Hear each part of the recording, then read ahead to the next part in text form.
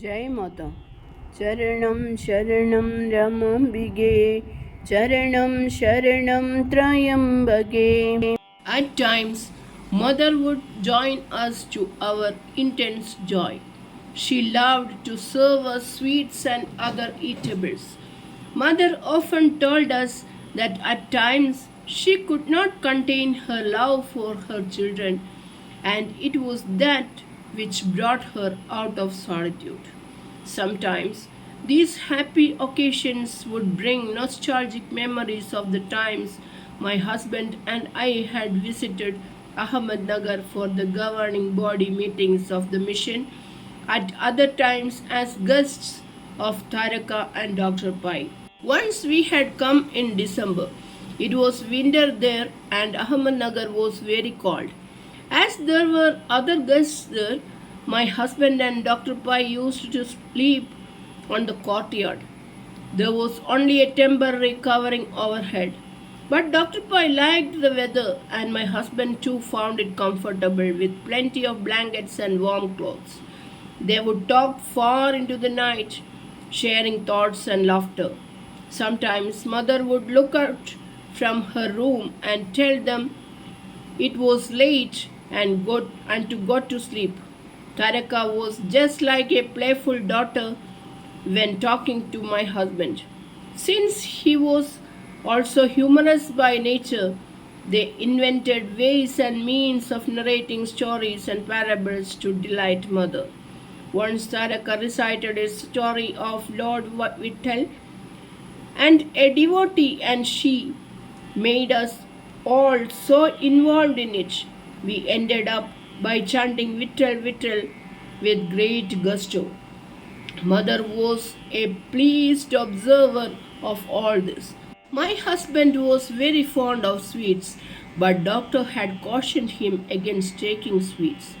That day, there were laddus on the dining table.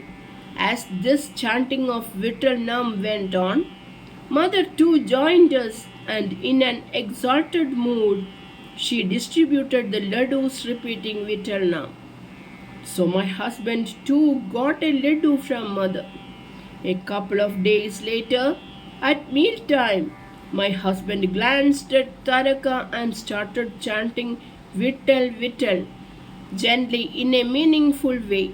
In her quick way, she immediately realized what he wanted, and she too joyously took up the Lord's name and went in to get sweets.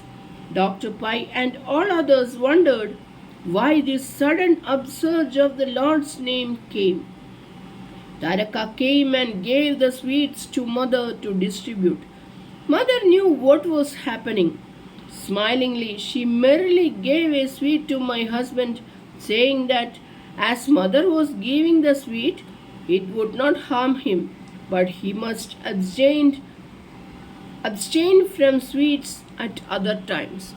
One day, Mother called me to her room and, resting on the sofa, spoke to me for some time.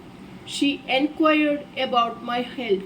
As we sat there, I realized that a great opportunity had been granted to me to be near Mother at this juncture, and my duty was to imbibe and obey her commandments. Mother said, "Your husband is not here now to serve Mother's cause, so you have to come forward bravely. Stand on your own feet, dedicate yourself, and continue to serve Mother.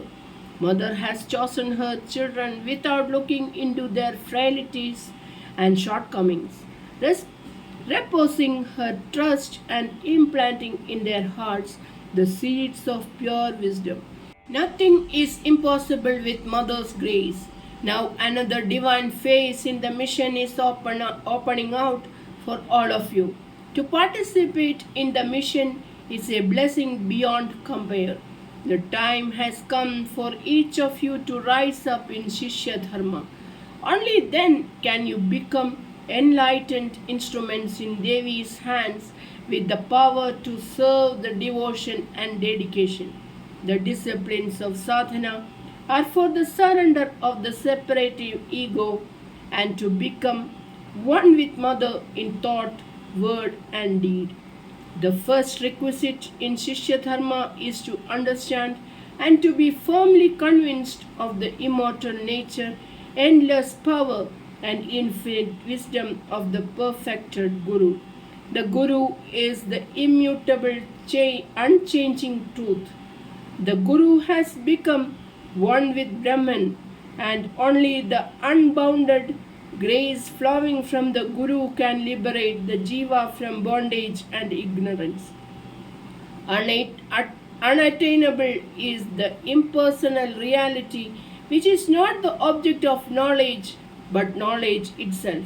How can the Jiva bound to the wheel of transmigration through the deluding potency of Maya, identified in the Vishayas and clinging to the unreal as the real, gain freedom and reach the lofty peaks of emancipation? This is why it is declared in the Shastras that without the compassionate grace of the Sadguru, the Jiva can never renounce the Vishayas. Neither can he attain the vision of God, nor can he be established in the highest realm of realization. Remember, not a single drop of the Guru's nectarian words should be ignored or wasted. In hearts cleared of all impurities by faith, these words of immortal wisdom should be treasured. Doubt should never touch or pollute the Guru's sacred words. This is the first requisite of Shishya Dharma. In Tara alone can you see the perfection of that Dharma. The sonorous words ceased and Mother lapsed into silence. As always, when Mother talked to me, she spontaneously raised me to a higher level of understanding, and I could grasp and imbibe the import of her words. In a softer vein, Mother continued, Tara is unique. None can reach the exalted state of her Guru Bhakti. As the Guru, I have watched her, and there is no flaw in her devotion. Mother has indeed manifested in her. Love and adoration come to her from all here. But such is her Shishya Dharma that she never projects her own personality. She always brings her Guru to the forefront to receive the praise and adulation. I have told you how she attained the highest divine states even in childhood. She was only a child of 6 when seeing Mother. She recognized once and forever who Mother was, and Maya has never entangled her again. Tankam, now that you are here, you will be able to see the way Tara moves and acts as an embodiment of Mother's divine will. It will teach you too to live in Mother's wish and will. Here, Mother is mostly in silence and solitude, yet the divine work is going on.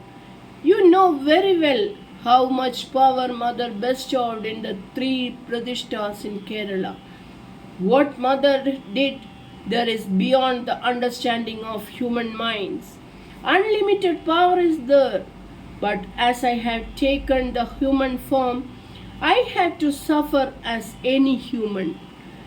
With the years of work of regeneration, this body is at a breaking point. Tara alone knows it.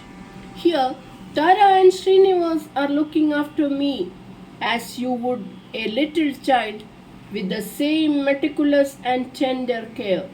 But for them and their care, you would not have Mother now. On one side is Tara's love, on the other side is Srinivas. He is prepared to make any sacrifice for Mother.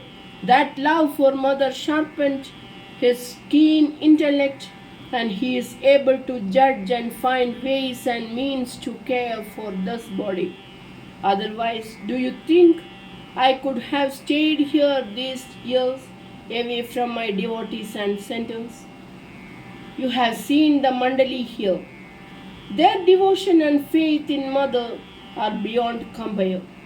They are symbol for, but through their love for Tara, they have realized who Mother is. When I first came here, this body was shattered. It was difficult to take even a morsel of food. Salt and sugar were forbidden by the doctors. The devotees in the Mandali learned this, and do you know? They all went without salt and sugar too. Charanam Sharanam Ramambige Charanam Sharanam Trayambage Jai Mata.